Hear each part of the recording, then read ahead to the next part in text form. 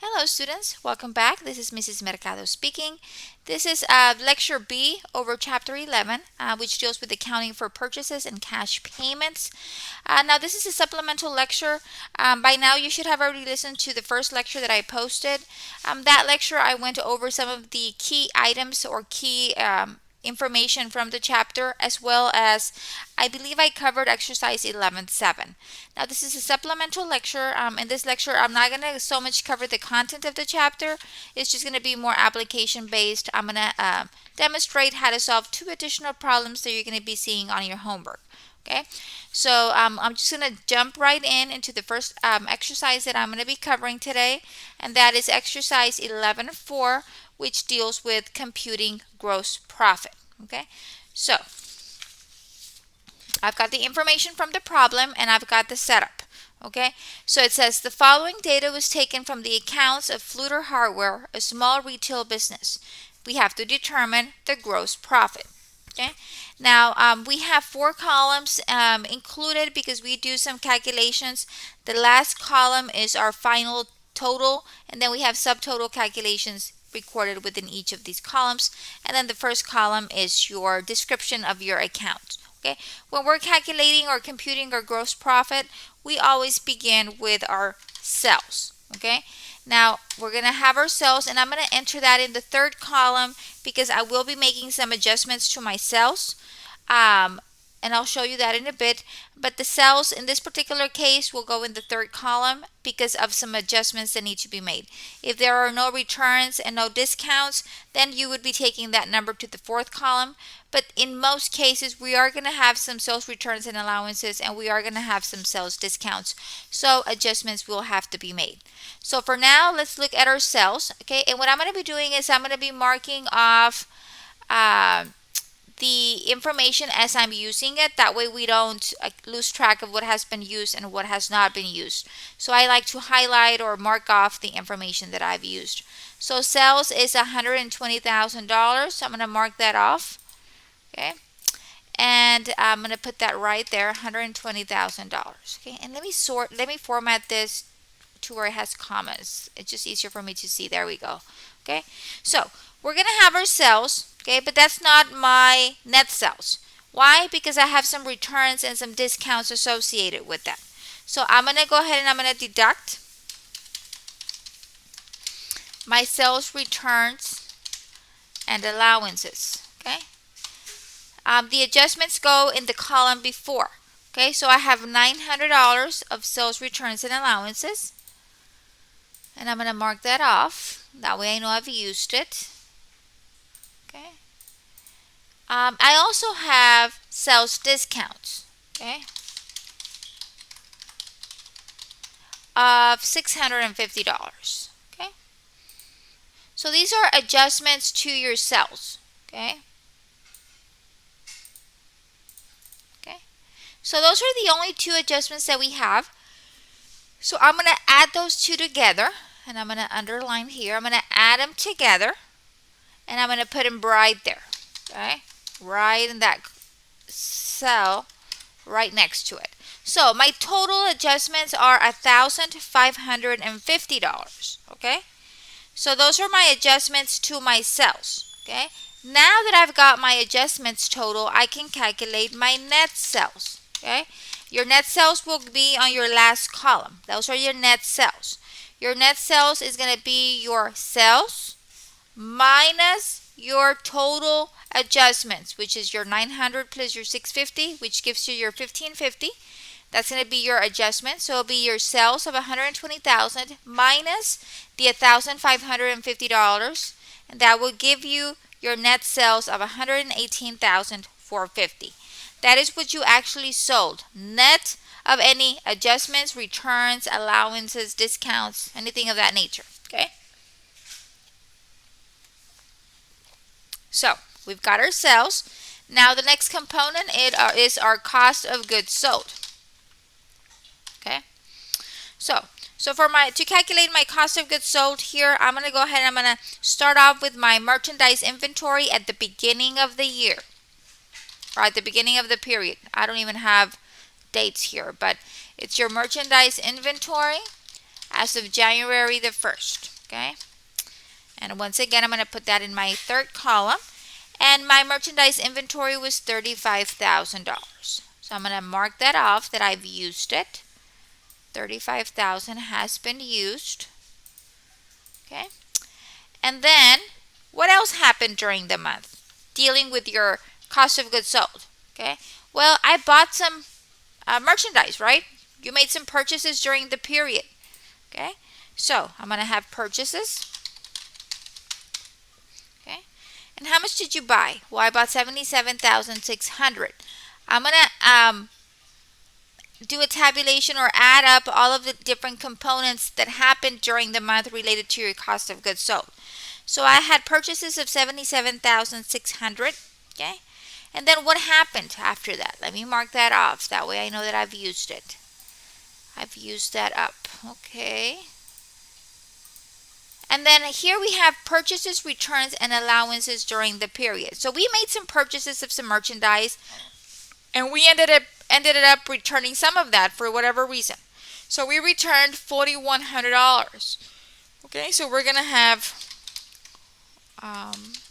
less purchases, returns, and allowance. Okay. And I'm going to put those right there. So purchases, returns, and allowance were $4,100. Okay. Let me mark that off. Okay. And that way I don't forget, because lately I've been forgetting everything. So I mark it off. That way I know I've used it. The next thing we have is purchases, discounts. Okay.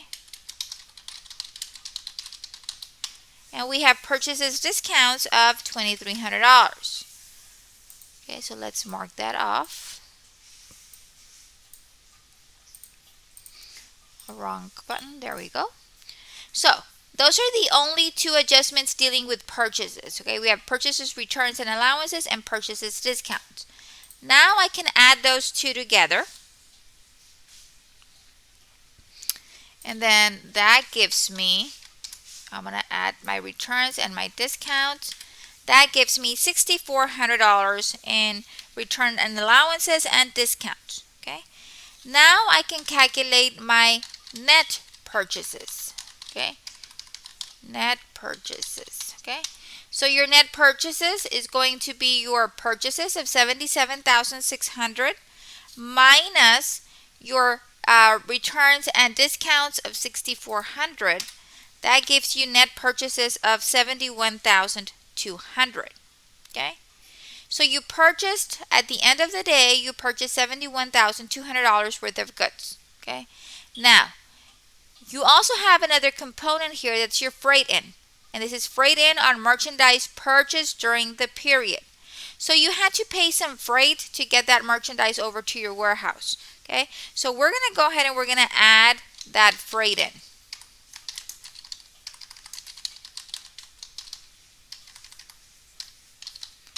And I'm going to add the amount of the freight was $1,250. Okay, and I'm going to go ahead and I'm going to mark it off that I've used it.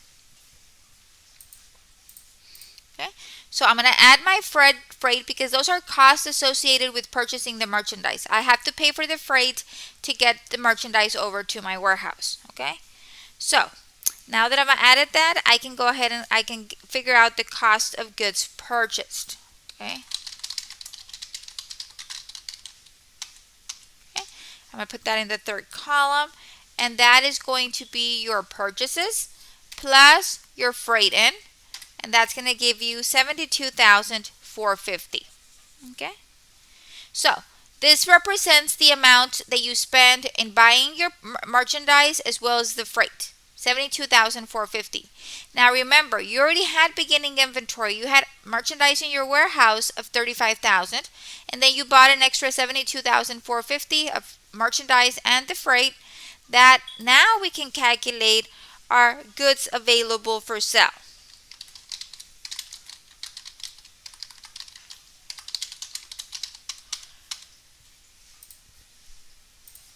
Now to get our goods available for sale, you're going to get your, let me just get this over here. Okay, we're going to get your beginning merchandise inventory of $35,000 plus your cost of goods purchased of $72,450, and that gives you $107,450 for your goods available for sale.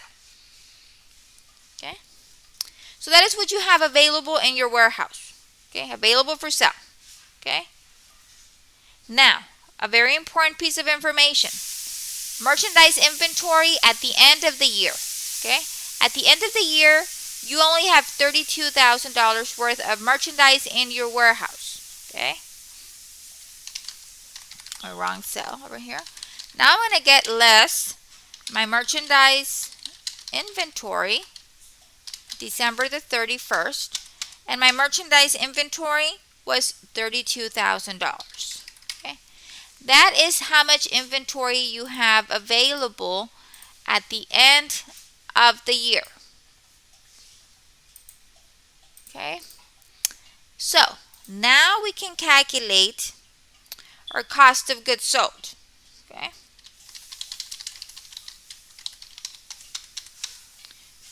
your cost of goods sold, okay, is going to be your goods available for sale minus your merchandise inventory at the end of the year.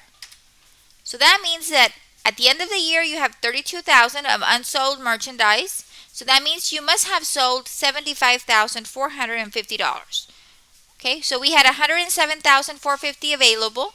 $32,000 was remaining at the end of the year, so that means that we sold the difference of $75,450.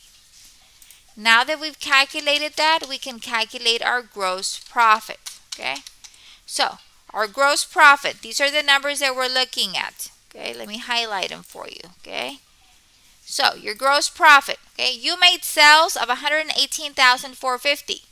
You spend $75,450. That's your cost of goods sold. That's how much you spend on your merchandise, your freight, all of that good stuff. Okay, so to calculate your gross profit, you need to get your sales, your net sales of $118,450 minus your cost of goods sold of $75,450, and that's going to give you a gross profit of $43,000. Okay, that is going to be your gross profit of $43,000. Okay, so it's just a matter of breaking down the information. You always get your sales first, and then your cost of goods sold is your expenses. How much did you spend on this merchandise? Okay, but we have to take into account any purchases, returns, discounts, any freight that happened to be able to calculate our cost of goods sold, and then we can just get our net sales minus our cost of goods sold to get our gross profit. Okay, and as you see, I use all of the information provided. Okay, so that was the first problem that I covered. Now the second problem that I'm covering is super easy. Okay, this is just journalizing purchases transactions, and it's just repetitive. Once you know how to do one purchases transaction entry, you'll know how to do all of them. It's just the same entry over and over and over again. So in this case, we're going to be doing journalizing purchases transactions. So it says journalize the following transactions in a general journal. Okay, so the first one we have is happening on May the 3rd. It says that we purchased merchandise from Breed for $6,100. Invoice number 321, dated May the 1st, terms end 30. Okay, right now, because we're dealing with the purchases entry, I'm just interested in knowing how much did you purchase the merchandise for. Everything else is extra. Everything else is important for when we're making the payment. Okay, are we paying within the discount period or not? Okay, but we don't take any of that into account when we're recording the purchases. When we're recording the purchase, it's just how much did you buy the merchandise for. Okay, so let's do the first one, May the 3rd. Okay, so it says you purchased merchandise from Breed for $6,100. Okay, and you purchased all of these on account. Okay, you're going to pay at a later point in time. Okay, so we're going to go ahead and we're going to debit our purchases account, and that was for $6,100. Okay, and then we have to set up a receivable. Okay, I'm sorry, a payable, because in this case we are paying. We purchase merchandise and we're going to pay it at a later point in time. So we're going to have a accounts payable. Okay, we owe this money, so It's in accounts payable. And the name of the vendor is Reed. We need to notate when we have our accounts payable or our accounts receivable, whatever account it is, we need to always reference the name of the vendor. Okay? Why? Because we have subsidiary ledgers by vendor. Okay? So we need to know, okay, who is this accounts payable for? This is for Reed. Okay? So an accounts payable is a liability account. The normal balance of a liability will always be a credit. So that will be $6,100. Okay? And then for my description, I'm just going to do invoice number 321. Okay? On May the 9th, we purchased merchandise from Omana, another vendor, for $2,500. Invoice number 614, dated May the 8th, terms 210, net 30. So that means that if we pay this invoice within the discount period, we're going to get a discount. Okay, so we purchased the merchandise for $2,500. So what did we do? We have purchases. So we're going to record that in our purchases account. And we purchased $2,500. We're going to have a credit to our accounts payable. We owe this money. Who do we owe this money to? To Omana for $2,500. Don't forget to put the name of the customer. And this is invoice number 614. Okay, and we need to identify key information like the invoice number. That way, if I ever need to go back and look at this invoice, well, I know that it's for Omana and it's invoice 614, and I can easily tie it to that invoice. Okay, the next one we have is happening on May the 18th. You bought more merchandise, this time from another customer, another vendor, from Yale Distributors, $2,200, invoice number 180, dated May the 15th, terms 115, net 30. Once again, if you pay within the discount period, you're going to get a discount. Right now, we're not making payments. We are making the transaction for the purchase of the merchandise. So what happened here? Well, we had a purchase. So we're going to debit purchases for $2,200. Okay? And we're going to set up a payable. We owe this money. Accounts payable. And this is to Yale Distributors. Okay? For $2,200. And this is invoice number 180. Okay. Last but not least, we have a purchase on May the 23rd. We purchased merchandise from Brown for $5,300. Invoice number 913, dated May the 22nd. Terms 110, net 30. So what happened? Well, we had another purchase of $5,300. Okay. And we owe money, so we're going to set up a payable, accounts payable. And we owe this money to Brown for $5,300. And this is invoice number 913. Okay. So if you see here, the entries for purchases are very easy. You always look at the purchased merchandise. How much did you purchase it for? That's the amount that you're going to record the entry for. When you're making a purchases transactions, you are always going to debit purchases and you're always going to credit accounts payable. Okay. The only thing that changes is on your accounts payable, you have to reference the name of the vendor. Okay. Reed, Omana, Yale, and Brown. Okay. And the reason we have that is because we have subsidiary ledgers for our accounts payable. That way we can keep track of how much in total does Reed owe us? How much does Yale owe us? Okay, so it's very important that we don't forget to enter the vendor's number. Okay, it's very important that we enter on our description the invoice number for that purchase. Okay, so if it says that we purchased $6,100, well, I want to go see what I purchased. I can just go pull up invoice number 321 and look at the invoice, and I can see the detail of what was purchased for those $6,100. Okay, so these are two additional problems that I'm covering on top of the problem that I had already covered on the lecture A. So hopefully this provides you with some guidance as to completing your homework.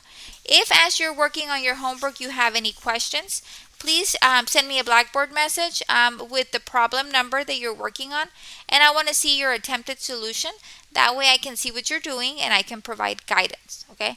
I don't understand, miss. I can't help you because I don't know what you don't understand. Okay, there must be things you understand. If you read the chapter, if you review the examples, if you review the PowerPoints, you should be able to comprehend or understand a lot of this information. If you're having areas in specific points, then you can direct me to those points so I can explain those specific areas for you. Okay, so if you have any questions, concerns, feel free to contact me Monday through Friday, and I'll be more than glad to answer your questions that you might have. Okay, so that is basically it for this short video. It was just 2 supplementary problems to help you complete your homework assignment. Okay, so that is it. Please take care of yourself, and we are approaching the end of the semester. I hope all of you are staying focused, organized, so we can end the semester strong. Okay, that is it. Until next time, have a great day.